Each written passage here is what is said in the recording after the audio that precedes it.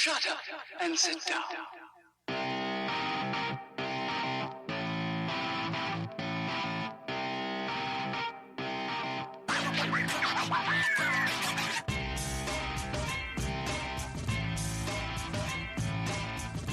Welcome to the Bricks King podcast, where I'm going to bend your ear about Lego, review those amazing bricks of plastic, and discuss what is new and up and coming around the Lego world. I'm your minifig host, Matt. Let's build on it.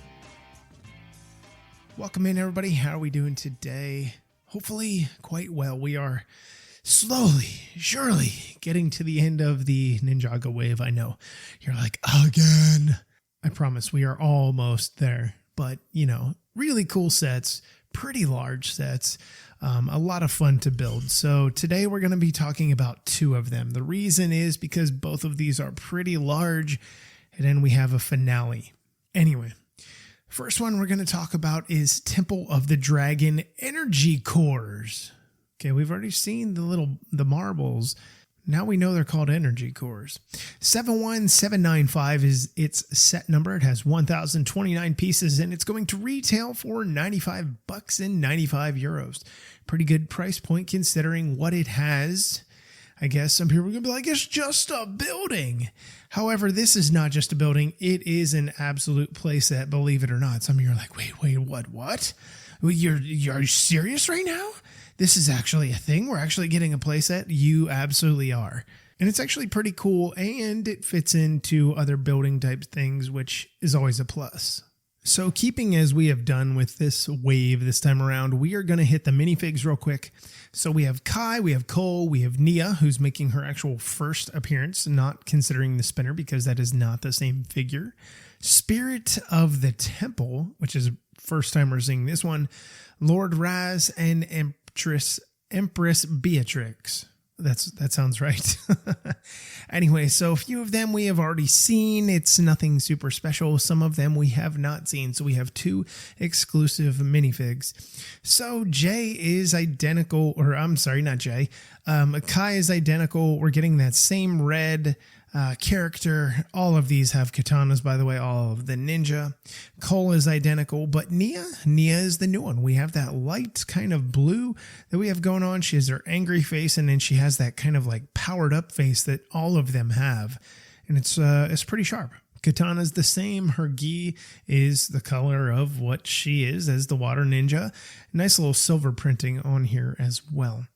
Then we have Lord Raz. Lord Raz is wearing the same exact garb as he has been wearing before. Same head, golden shoulder pads, yet again with that little hook, and his mallet that he is carrying around. Beatrix.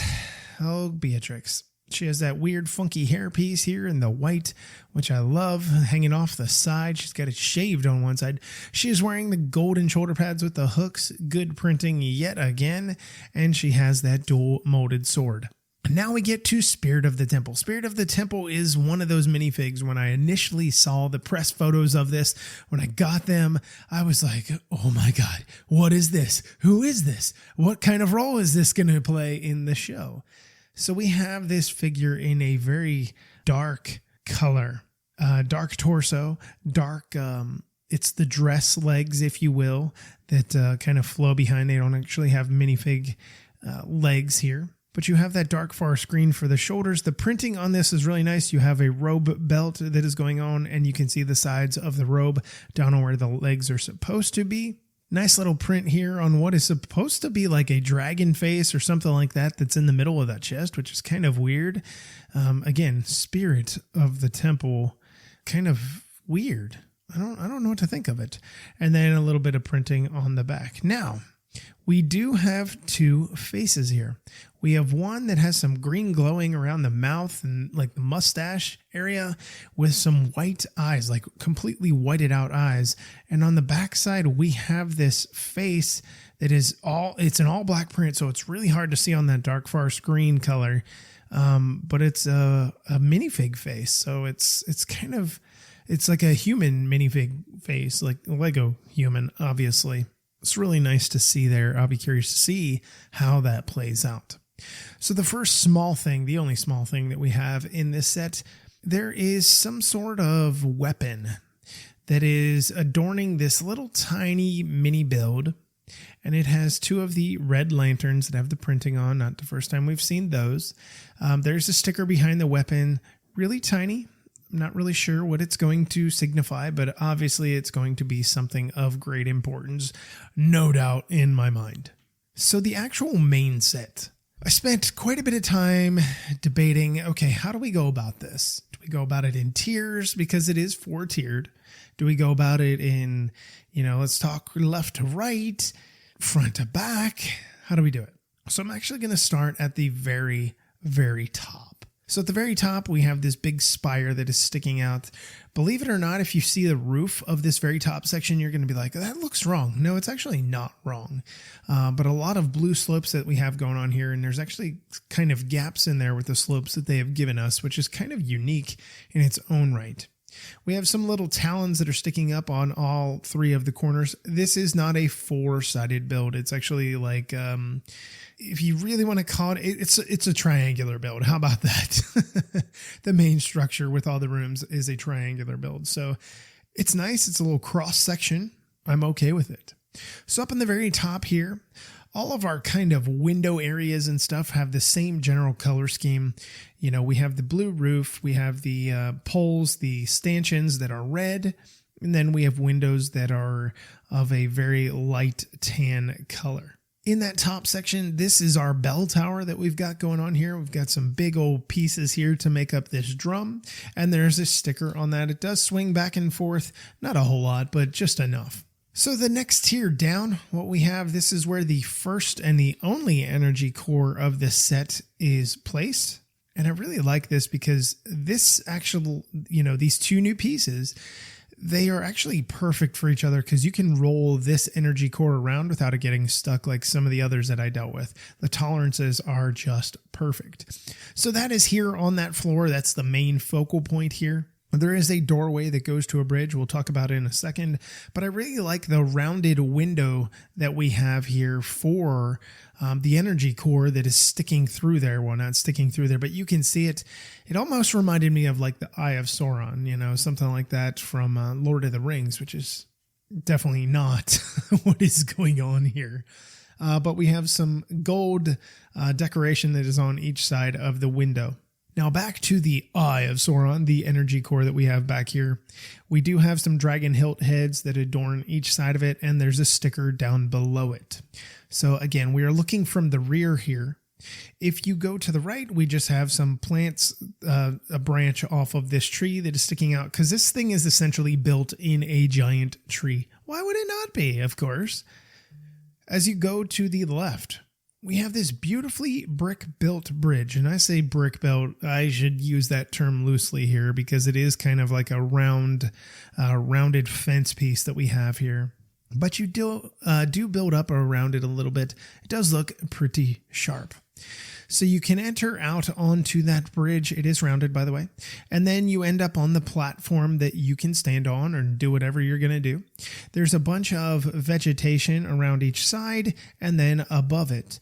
So these are the flamish orange yellow color. And then we have a very cool yellow that we have, as well as a yellow in general for some of the vegetation. So a nice contrast that we have against the dark blue and the red, and even the dark red. So it looks really nice in the way that that is done. There is a little flag that is sticking out here as well, but it's probably not of any significance.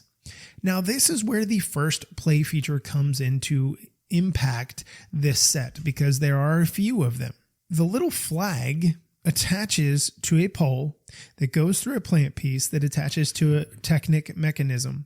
And what you do is, after somebody crosses the bridge, they go to this little platform. If you pull down on that, it will knock this platform off, and somebody goes flying and maybe even dies or is severely injured.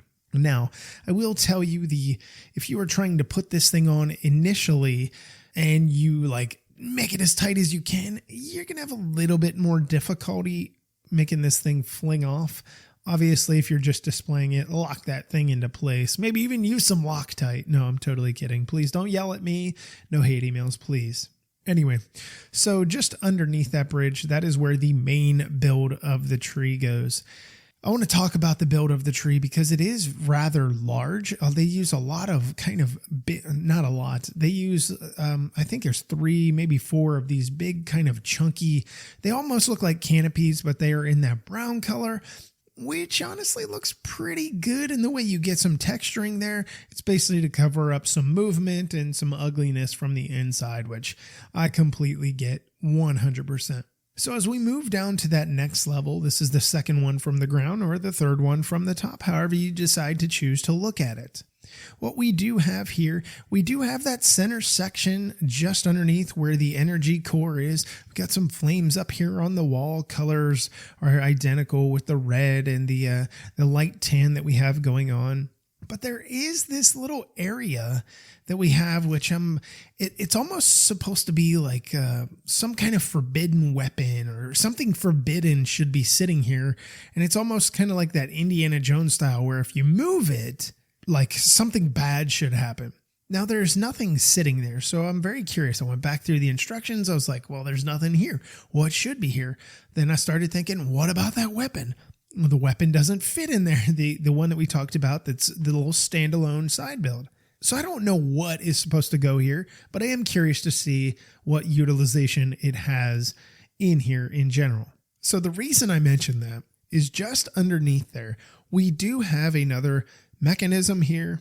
It's not in red. It's not in white. It doesn't stick out like a sore thumb, but we do have this little gear piece here. And if you turn it forward, it knocks that section off. Now, again, like I had mentioned, if you have this thing on too tight, what is going to happen? It's attached by 2 studs, by the way, on the one side. It's 2x4 in size. So if you hit it, or if you put it down too hard, you're going to have some difficulty. So don't tighten that thing down if you want to see the action function work seamlessly. Now to the left of that same level, like we talked about with the bridge above, underneath the bridge, we have this little doorway. You walk in, to one part of the tree. It's like a big tree house. It's gorgeous. And what we have here is another function. Now we have these 2x2 round bricks that have the grooves down the side. And then we have a 2x2 round tile, both of these in gold, by the way, that is printed. We get 2 of them. And they look like some kind of special logs or something that are stacked up here. And there is another function here. We have a little brown cone that sticks out of the side that is attached to a Technic axle. When you pull that thing out, your little pieces go rolling down and come out on the very bottom level, essentially knocking out any kind of attacker or intruder that may be trying to harm you or your loved ones or your ninja or whatever kind of special things you might have around there. So yet again, another function, I love it. That's now 3. I actually lied. There are actually 4, but the other one isn't really like a function. However, love it. Big fan of it. Anything like that where you can have some kind of action function is always a plus, especially to kids.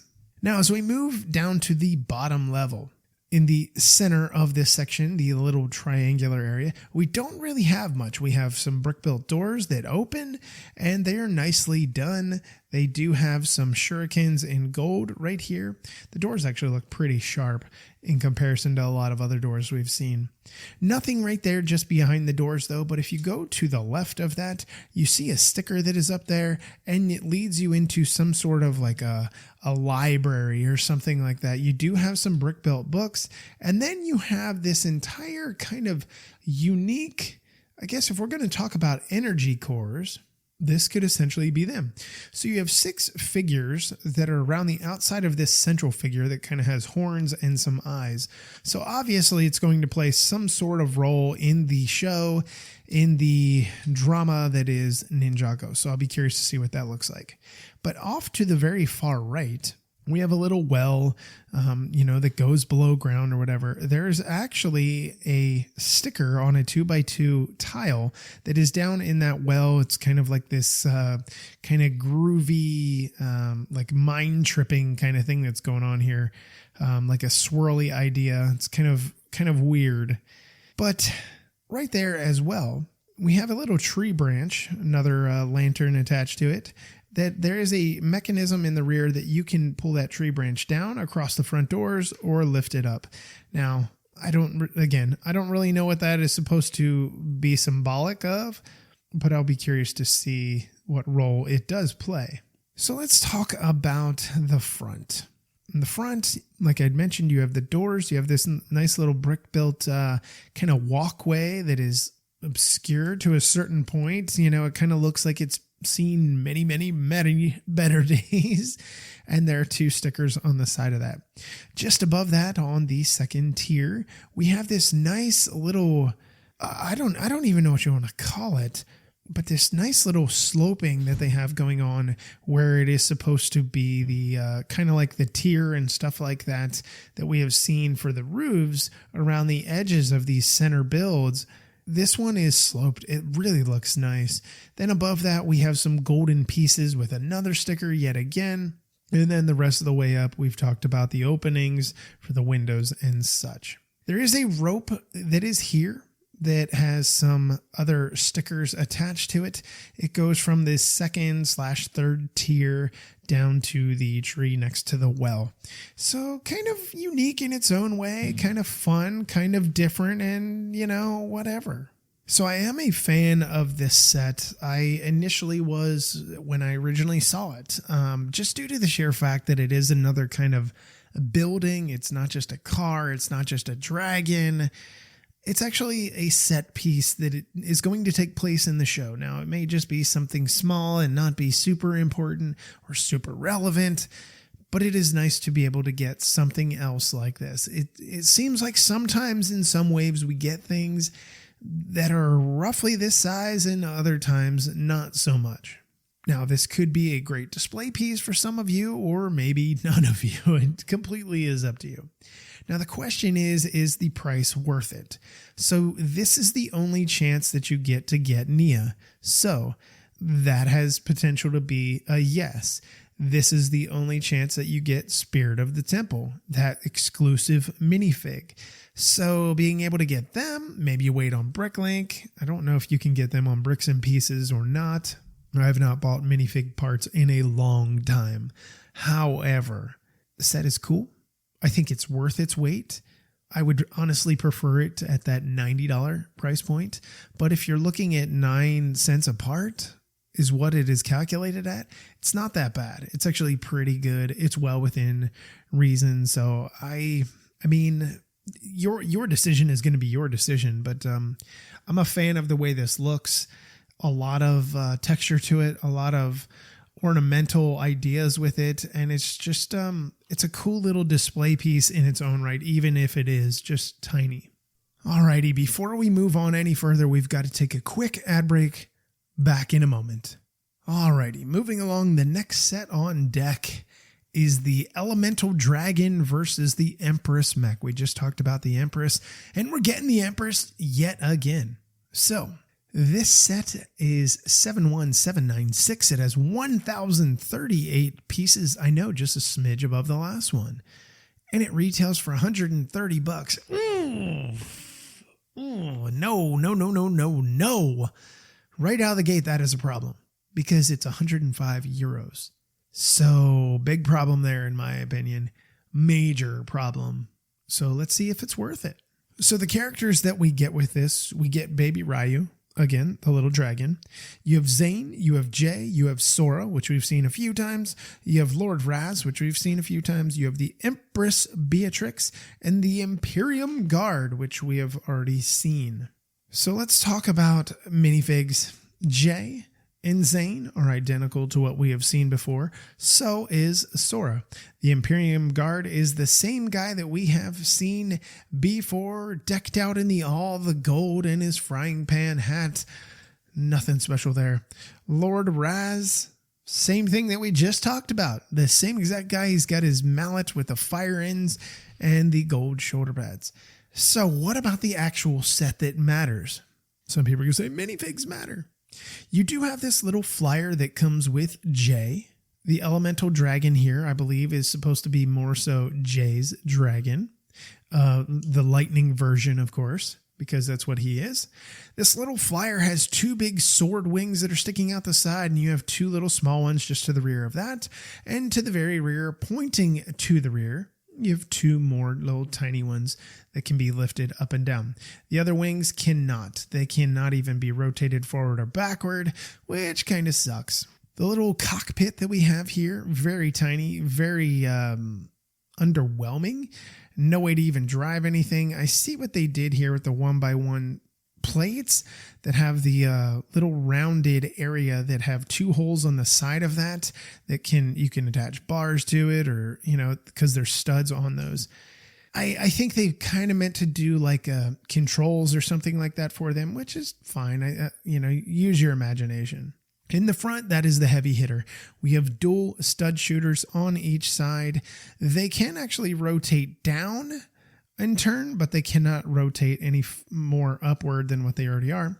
And then you have this little intake that is in the front. There are some stickers on here on top of the stud shooters that are on top of a pauldron piece. Not horrible. But the thing that you are paying the money for, the thing that you are paying $130 for, is the big dragon. But we're not there yet.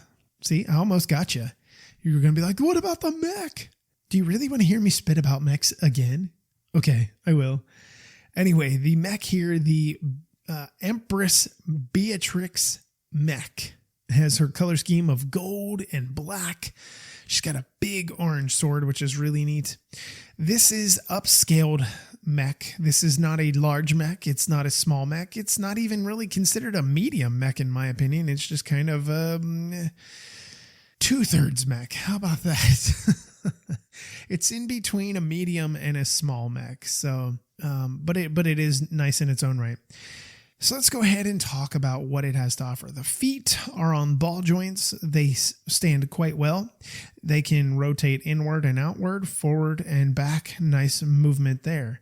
The knees are on a ball joint as well. Not a whole lot of side to side, but definitely can get it into a running pose to the rear. It is locked to the front by some pyramid topped tiles. Is the best way that I can explain that. As we move up, the thighs have 2x2 or 2x4 rounded tiles, rounded on the ends, with some stickers there. She's a little piece down hanging in the center in between the thighs, which is supposed to be, I'm guessing, some sort of garment or decoration or something like that. But my favorite thing is how they cover up the hips. They use these kind of egg pieces that we've seen that cover shoulders and stuff before on mechs and such. But they're not used very often. I've seen them used as leaf petals, but these are in black. And what they do is they clip into the side of the outside of the thigh and cover up that unsightly joint in the hip. The joint in the hip is another big ball joint, just like the other two. Splays out pretty well, moves forward and backward really, really well. You could hyperextend your leg if you so choose. Then we move up to the section where she is inside the mech. Her mechness is quite awesome. It is just a standard kind of mech shield that is in the front that we've seen so many times. It gets clipped into place in the bottom and then closes up. Her shoulder joints are tiny ball joints, but they are not weak. They're pretty built up pretty nicely, at least part of them is, because her one side is a claw side and the other side is more of a hand. So if we're looking at her from the front, the right shoulder is absolutely a big buildup, has a sticker here. It's one of the newer pieces from about 2 years ago, I believe, that was specific to Nexo Knights, or I keep saying Nexo Knights. I'm so in love with Nexo Knights. Ninjago. And it's in black here. The sticker, again, matches her. On the opposite side, it's a smaller little pauldron that they have going on here. I wouldn't even call it that. It's like a little tiny weak shoulder pad that's sticking out there. Both of the joints in the elbows are ball joints as well, have some good movement around. The forearms are identical. Those kind of, I don't know the best way to describe these. They've been used as pauldrons. They've been used as thighs in mini mechs and stuff like that. Anyway, we're going to move along. I'm not going to spend any more time on that. But it has some orange pieces on the right side on that forearm that stick out the side. All of these trans orange from here on moving forward is really nicely done against the gold. It's just beautifully done. Then that hand is actually 4 little fingered claws that you have going on here. And then there is an trans orange piece that is inside of that hand, which almost feels like it's supposed to be some sort of powered up weapon. Now the hand on the left, her right, but on our left, it does have fingers. And it does have this big, large, massive sword that she is carrying. A large blade that is used here in the trans orange. And then it's got this nice little rounded black circle with some Technic pin in spots here. Some little trans orange discs in the middle. And then at the bottom, nothing really super special. She does have a blade that is on her back. And I mean, it's okay. It's in that gold color and it stands out against all the black that is in the back and on the sides and on the legs. There is a hose that runs from her left arm, to the rear just underneath that blade. So I'm curious to see what that holds. Now, again, I have always been a proponent. I'm like, it sucks when you don't have a spot to put your weapon. Well, hello. They included a clip on her right arm to hold her dual molded sword. Thank you, Lego. All right, so that'll just about... No, I'm just kidding. We have the big dragon that we have to talk about. This giant, chunky behemoth beast that was so much fun to build. I really enjoyed the idea of just the overall build of this thing. A lot of maneuverability here, a lot of posability, just a cool little dragon. So let's go ahead and start with the head because it is, well, the entire neck is really, really long. You have dual molded pieces here for the head. You have the top jaw here, which is printed, and then the bottom is not. They have that trans yellow color that is going on here for all of the electric flames and such. Then we have the marble here, the energy core, in its spot just behind the head. Now the jaw opens really, really wide, just like the rest of them, which is always a plus. Just behind the head, we get our first ball joint. It is able to maneuver quite well. It can look down really, really well. It can get that full 90-degree pose, but turning upward, it is blocked by 2 clips so that, I guess you don't hyperextend the joint. Behind that, we have our next little tiny section, big ball joint again. And then we have a section that is just a little bit fatter. And again, no maneuverability. I shouldn't say again, but like on some of the other dragons we've had, it has had almost 0 or no maneuverability. And that clips into the main body. Now, one of the issues that I have noticed is the front end of this is so heavy. The main head and then the little tiny section on that ball joint, it puts so much weight that it just starts to slump in its own right. And I'm wondering, depending on how long this thing is kept together, whether or not it's going to get worse over time, which I assume that is going to be the case. So the chest itself is really built up underneath, really nice texturing that they have going on here. A ton of different size slopes and pieces that they have here in that light tan, really nicely done. Out to the shoulders here for the front legs on ball joints, again, have some good maneuverability. Knees are locked, ankle joints, nice again. Now, the cool thing about the ankle joints is that, or not the ankle joints, the feet is that you actually get feet that can actually look like feet. They have a back claw and they have 3 front claws. So it's nice to have something a little bit different than what we're usually used to. Moving down towards the rear of this thing, our rear legs are heavily built up. Incredibly large, and they have to be able to hold the weight of the front of this thing. They do have those giant rounded click joints in the front. You can get a lot of maneuverability to the front, to the rear, and you can splay them out. However, that's not going to really do much for you, but it just depends on what you're looking to do with this thing. So as we move down, the knees are locked into place. They're big, kind of chunky knees that we've got going on here in the upper thigh area. And then we have a double ball joint, believe it or not, that goes at the ankle. It has some maneuverability inward and outward. Forward and back is none. The foot is absolutely massive for the rear legs, as it should be, to be able to, distribute that weight and everything. 3 giant claws in the front, and he even actually has like this little toe claw that is like a little dew claw that's sticking on the inside. A lot of light blue and that cool yellow along with the dark blue adds a really good color palette to the thing in general. And of course, it is Jay's color palette for the most part.